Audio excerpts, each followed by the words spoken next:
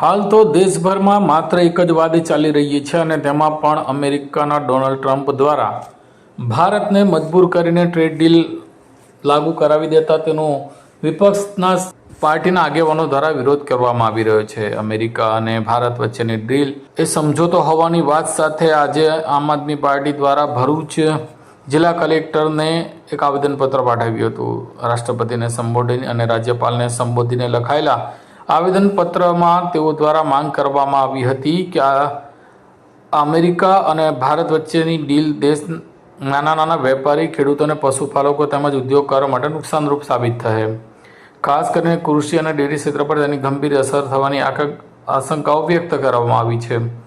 તેમજ ભારતીય બજારમાં શુલ્ક વિના પ્રવેશ મળશે તો ભારતીય ઉત્પાદકો પર અમેરિકામાં ડ્યુટી લાગુ રહેશે તો સ્થાનિક ઉત્પાદકો માટે સ્પર્ધા કરવી મુશ્કેલ બનશે જેવી અનેક વાતો અને તે અંગેના કારણો દર્શાવતું એક આવેદનપત્ર જિલ્લા કલેક્ટરને પાઠવીને આ ડીલ તાત્કાલિક ધોરણે રદ કરવામાં આવે।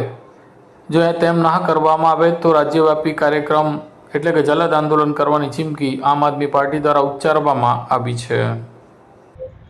ભારત સરકારના અમેરિકા સરકાર સાથે જે ટ્રેડ ડીલ જે અત્યારે કરવામાં આવી છે ત્યારે આવનારા દિવસોની અંદર આર્થિક રીતે કૃષિ ક્ષેત્રની અંદર ખૂબ મોટું નુકસાન ભારત દેશના ખેડૂતોએ ભોગવવું પડશે।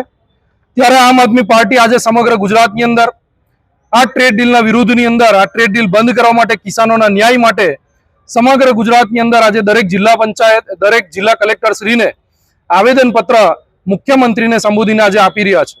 ત્યારે આજરોજ ભરૂચ જિલ્લા સંગઠન દ્વારા પણ ભરૂચ જિલ્લા કલેક્ટરશ્રીને આવેદનપત્ર પાઠવવા માટે આવ્યા છે।